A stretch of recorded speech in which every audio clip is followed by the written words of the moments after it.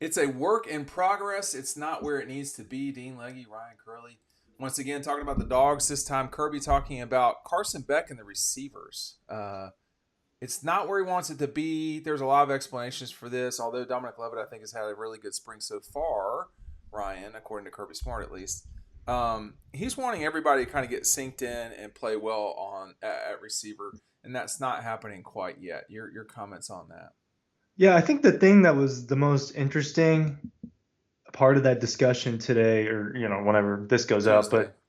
but on Tuesday, was that he said that Dominic Lovett and Ra Thomas got it a little quicker a year ago compared to Kobe Young, London Humphreys, Michael Jackson the third this year. Those three transfer receivers. I don't know that there's a real explanation for that.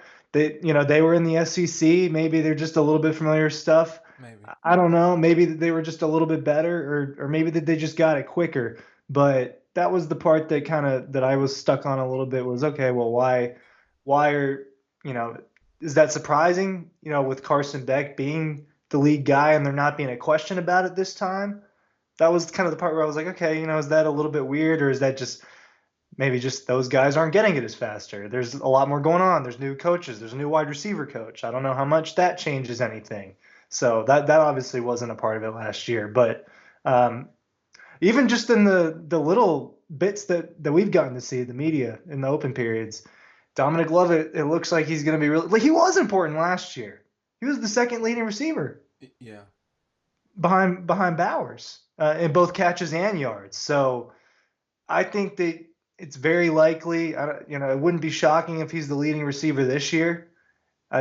He's got a lot of snaps in the SEC. I think he was all SEC when he was at Missouri. Like this is a really good football player. This is a guy that's going to play on Sundays, whether it's a big role or a little role. So you kind of look to him. I think that the Dog Post crew likes Dylan Bell a lot, Yeah. right? So Yeah. um, Kirby talked today about how he wasn't a receiver in high school. Right. He was running back, and he's still working on getting better at running routes and things like that. I think it's a good group.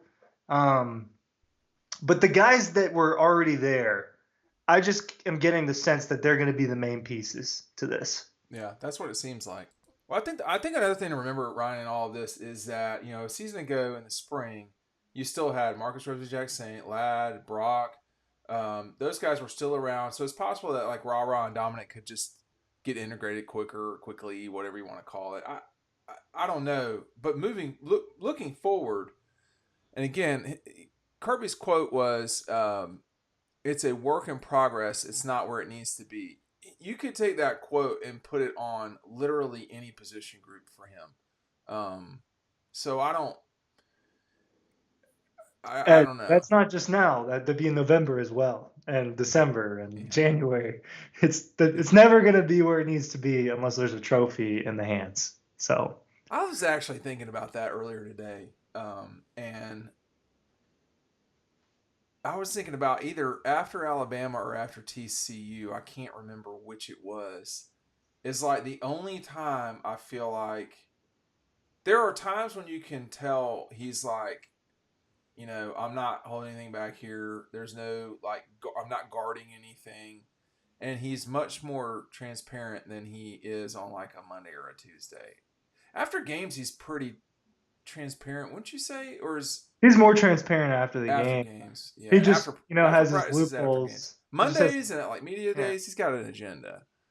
Tuesday night after practice should just not happen Well, at don't all. say that.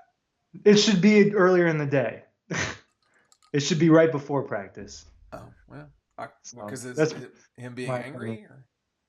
Or, Well, yeah, it's grumpy. That's the grumpiest Kirby you get is well, after Tuesday's practice, you got especially. a really important day on Tuesday in terms of practices. I mean, it's not like the Thursday practice, where on Tuesday you really do Monday, Tuesday, Wednesday you're really doing stuff. Thursday and Friday, obviously Friday almost nothing. But I think if you look at this group and we're not incorporating Oscar Delp in it, necessarily, or Lawson Lucky or Urisic or anybody like that, but you got Smith, Thomas, Lovett, Bell, Spear, Williams, Evans, Carr, Tuggle. Well, some of these guys, I'm not.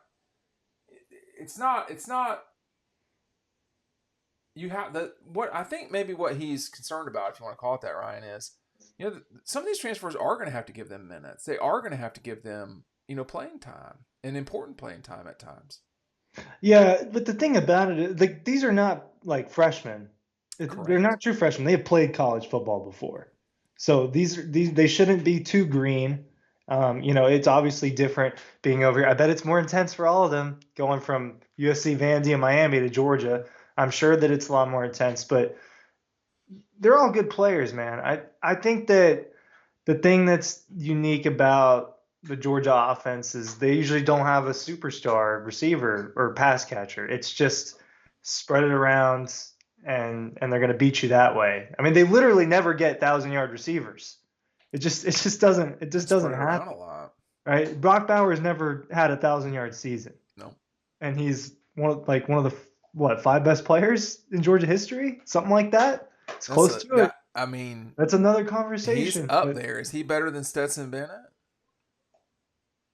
I I think he mean, yeah, probably is. as a Yeah. he doesn't have as many accomplishments, I guess, but um, I don't know. That His one's a weird impact. one. So That you one's a see weird his. one. Well, first of all, you might not get one without the other. You'd still get Brock Bowers, but you might not get Stetson Bennett without Brock Bowers because of all that Brock did. Maybe Here's not. here's the full quote. He says, "It's a work in progress." Talking about Carson Beck and the receivers' chemistry. It's a work in progress. It's not where it needs to be.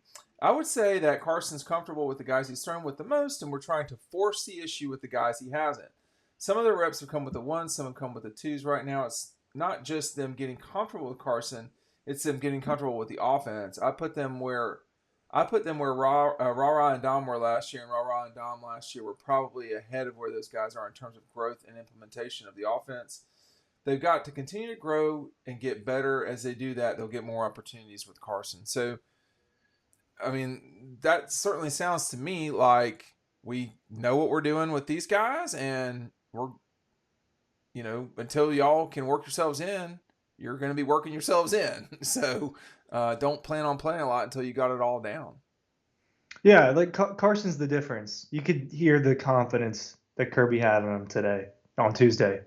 That it's going to run through him, and the trust is going to develop with those guys. Right? Kirby said that he can you can see that he trusts the guys that have been around more. He trusts Dylan Bell and He's Aaron. He played with. definitely has to trust Arian Smith. They've been around together for a long time Yeah, he now. had a long discussion today about Arian Smith, and I thought it was. I don't want to read it too, but I thought it was a very good and frank conversation about Smith and how there's other stuff that Smith can do. There's stuff where he can get better. There's a lot of stuff going on with Arian Smith, and honestly, I mean, if Arian Smith can improve, you know, and become more consistent, there's no telling how good this offense could be.